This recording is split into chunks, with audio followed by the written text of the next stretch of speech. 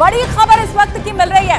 देखिए, Indian overseas Congress के अध्यक्ष सैम पित्रोदा एक बार फिर से विवादास्पद बयान देते हुए दिखाई दिए हैं। उन्होंने दक्षिण भारत के लोगों की तुलना अफ्रीका के लोगों से कर दी है।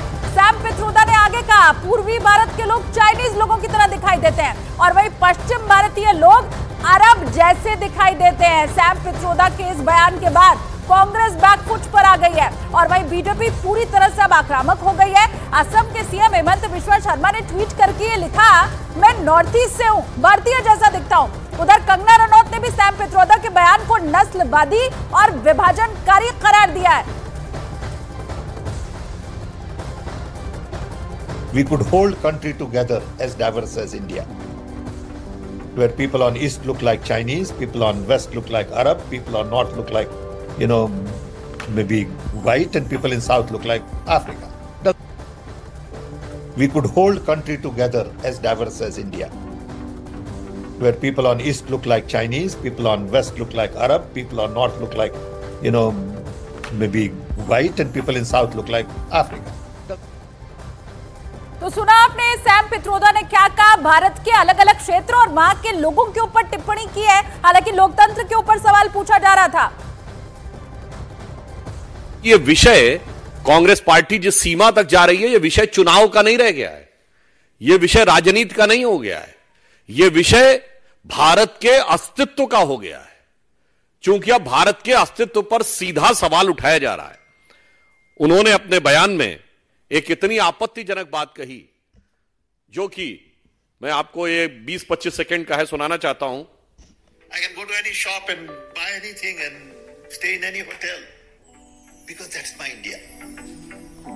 Okay, so that idea of India, which is rooted in democracy, freedom, liberty, fraternity, is being challenged by Ram Temple and Ram Navami and Prime Minister going to temple all the time and talking. मतलब वो महोदय ये कह रहे हैं कि भारत की विविधता और लोकतंत्र राम मंदिर, राम नवमी और प्रधानमंत्री जी के मंदिर जाने से चैलेंज हो रही है। मैं पुनः कहना चाहूंगा कि विदेशी मानसिकता के इन सलाहकारों से ओतप्रोत लोग उस विचार को समझ ही नहीं सकते। माननीय प्रधानमंत्री जी ने कहा है कि भारत दुनिया की सबसे बड़ी डेमोक्रेसी नहीं, India is the mother of democracy. कहां ये लोग इसमें पड़े हुए हैं कि सब बाहर वालों ने दिया है। जो सैम पित्रोदा जी का बयान है, यह भारत के उस मूल स्वरूप के प्रति अज्ञानता और अवमानना मींस इग्नोरेंस एंड कंटेम्प्ट दोनों को बताता है। इन्हें पता ही नहीं है कि चोल साम्राज्य में बाकायदा डेमोक्रेटिकली इलेक्टेड ग्राम सभाएं होती थी। भगवान बासवन्ना के अनुभव मंडपम 11वीं-12वीं शताब्दी में ब्रिटेन के मैग्ना कार्टा से बहुत पहले से थे।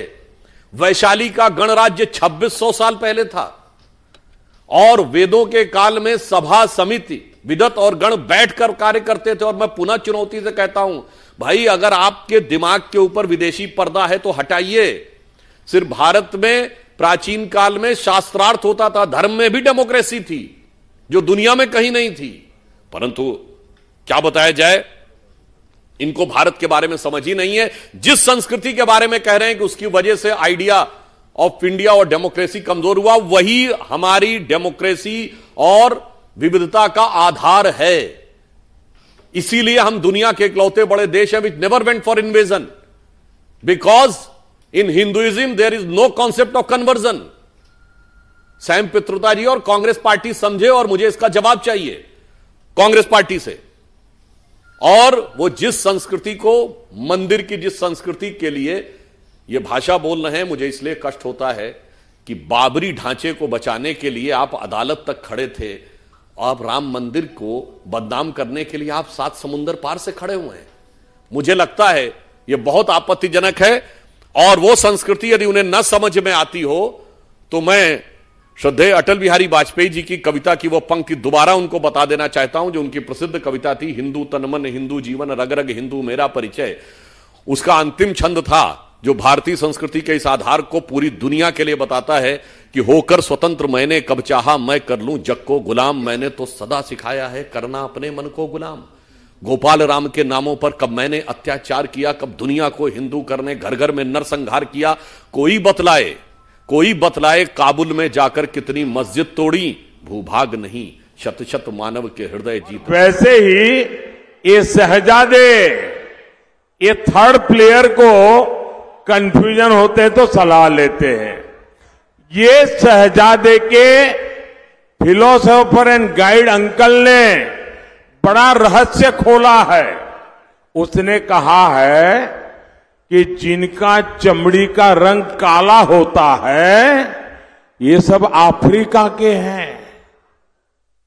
मतलब आप सबको, मेरे देश के अनेक लोगों को चमड़ी के रंग के आधार पर उन्होंने इतनी बड़ी गाली दे दी। तब जाकर के मुझे समझ आया कि चमड़ी का रंग देख करके उन्होंने मान लिया कि द्रौपदी मुर्मू भी अफ्रीकन है और इसलिए उनकी चमड़ी का रंग काला है तो उनको हराना चाहिए। ये सोच आज पहली बार मुझे तो पता चला कि ये दिमाग कहां काम कर रहा है इनका, ये देश को कहां ले जाएंगे।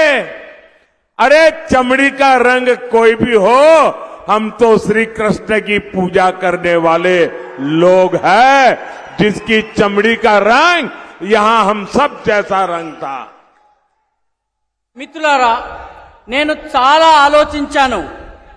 ద్రౌపది ముర్ము గారిని ఇంత సుప్రతిష్ఠితమైనటువంటి ఆదివాసీ సముదాయానికి చెందినటువంటి ద్రౌపది ముర్ము గారిని కాంగ్రెస్ పార్టీ ఇంత తీవ్రంగా ఎందుకు వ్యతిరేకించింది?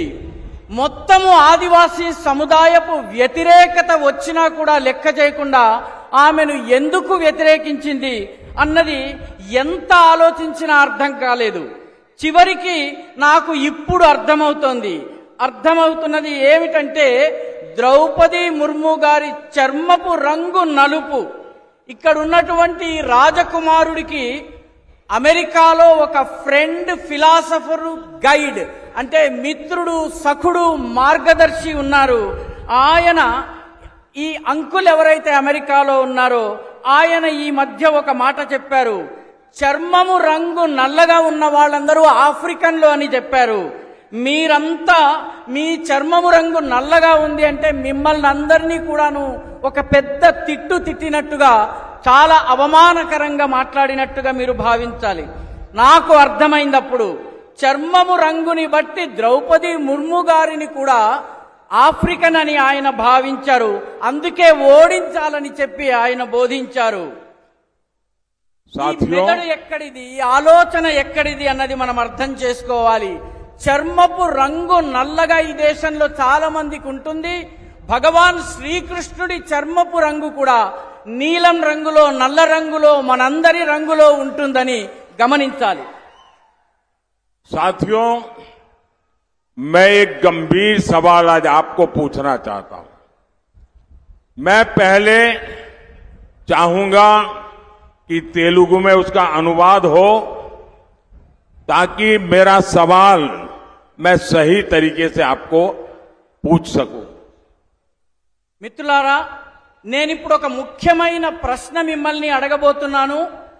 దీన్ని తెలుగులో నేను వివరిస్తాను. ఆ తరువాత మీరు దీనికి జవాబు ఇవ్వవలసి ఉంటుంది. साथियों, मेरा सवाल है और आप तेलुगु में बोलने के बाद मुझे जवाब देना. क्या हमारे देश में ये शहजादे, मैं बहुत गुस्से में हूं आज दोस्तों, मुझे कोई गाली दे मुझे गुस्सा नहीं आता है, मैं सहन कर लेता हूं. लेकिन आज शहजादे के फिलोसोफर ने इतनी बड़ी गाली दी है जिसने में गुस्सा भर दिया है. कोई मुझे बताइए, क्या मेरे देश में चमड़ी के रंग के आधार पर लोगों की योग्यता तय होगी? क्या है चमड़ी के रंग का खेल शहजादे को किसने इजाजत दी है? संविधान सर पे लेकर के नाचने वाले लोग चमड़ी के रंग के आधार पर मेरे देशवासियों का अपमान कर रहे हैं। మిత్రులారా, ప్రశ్నను తెలుగులో వివరిస్తాను.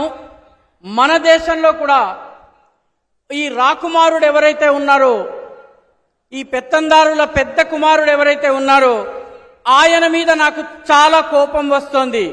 నన్ను తిడితే నాకు కోపం రాదు, కానీ నా దేశంలో ఉన్నటువంటి అనేక మంది ప్రజలను, ఇక్కడ ఉన్నటువంటి వాళ్ళ చర్మం రంగుని పట్టి ఈ దేశపు రాకుమారుడి ఫిలాసఫర్ వారి యొక్క మార్గదర్శకుడు లండన్లో కూర్చుని అమెరికాలో కూర్చుని తిట్టడము నాకు కోపం తెప్పిస్తోంది. మీరు చెప్పండి, ఈ దేశంలో చర్మపు రంగుని పట్టి యోగ్యతను నిర్ధారిస్తారా? జవాబివ్వండి. ఈ దేశంలో రాజ్యాంగాన్ని తమ నెత్తిన పెట్టుకుని తిరిగేటటువంటి వాళ్ళు చర్మం ఆధారంగా వ్యక్తుల గొప్ప హెచ్చు తగ్గులని నిర్ధారించడం సబబా? జవాబివ్వండి. शहजादे, आपको जवाब देना पड़ेगा. चमड़ी के रंग के आधार पर मेरे देशवासियों का अपमान मेरा देश सहन नहीं करेगा और मोदी तो कतई नहीं करेगा. మిత్రులారా, మీరు జవాబు చెప్పాలి. చర్మం రంగు ఆధారంగా ఈ దేశంలో వ్యక్తులను అవమానపరచటం ఈ దేశంలో సాధ్యం కాదన్నటువంటి విషయాన్ని మీరు జవాబు రూపంలో చెప్పాలి. ఈ దేశం యొక్క ప్రతిష్టను భగ్నం చేసేటటువంటి ప్రయత్నాన్ని మోదీ సహించరు. ఈ విషయాన్ని కూడా మీరు అర్థం చేసుకుని కరతాళ ధ్వనుల ద్వారా మీరు చెప్పండి. साथियों, कांग्रेस के कुशासन की कीमत तेलंगाना के किसानों ने भी चुकाई है. बीआरएस ने कालेश्वरम घोटाला किया था. कांग्रेस बीआरएस को बचाने में लगी है. कालेश्वरम प्रोजेक्ट पर इसका लूट का नुकसान हमारे किसानों को हो रहा है. మిత్రులారా, కాంగ్రెస్ ప్రభుత్వం యొక్క దుశ్శాసన పర్వం యొక్క ఖరీదు మూల్యాన్ని తెలంగాణ యొక్క రైతులు చెల్లించాల్సి వస్తుంది. और बड़ी खबर इस वक्त की आपको बता दें, सैम पित्रोदा के बयान के ऊपर प्रधानमंत्री नरेंद्र मोदी ने यह करारा हमला किया है. विदेश में शहजादे के एक अंकल रहते हैं, ये कहा सैम पित्रोदा को. अमेरिका वाले अंकल ने काले रंग वालों को गाली दी है. रंग कोई भी हो, हम कृष्ण की पूजा करते हैं. ये बड़ी बात है प्रधानमंत्री नरेंद्र मोदी ने कही है. राष्ट्रपति मुर्मू को अंकल अफ्रीकी मानते हैं. देखिए, प्रधानमंत्री ने कहा कि क्योंकि राष्ट्रपति द्रौपदी मुर्मू का रंग भी काला है तो शायद इसीलिए पूरी कांग्रेस इस जुगत में लग गई कि उन्हें कैसे हराया जाए. यह कहा प्रधानमंत्री ने कि कोई मुझे गाली दे तो मुझे गुस्सा नहीं आता है, लेकिन मेरे देश के लोगों के साथ कांग्रेस ने भेदभाव किया है. आज मैं बहुत गुस्से में हूं. शहजादे के फिलोसोफर चमड़ी का रंग देखते हैं. सैम पित्रोदा के बयान के ऊपर प्रधानमंत्री नरेंद्र मोदी का ये करारा हमला. प्रधानमंत्री आज दक्षिण भारत में ही है और पूरे दक्षिण भारतीयों के ऊपर सैम पित्रोदा की तरफ से बयान दिया गया था. उनके रंग के ऊपर बयान दिया गया था. अफ्रीकन जैसा दिखने वाला बताया था सैम पित्रोदा ने दक्षिण भारतीय लोगों को.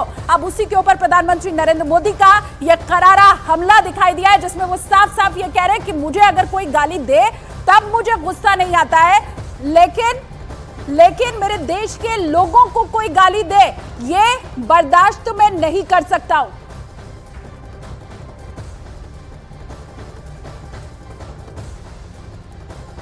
और चलिए सीधा रुख कर लेते हैं. रोहन गुप्ता हमारे साथ बीजेपी नेता इस वक्त जुड़े हुए हैं. प्रधानमंत्री नरेंद्र मोदी का गुस्सा तो रोहन जी हम सबने देखा ही है.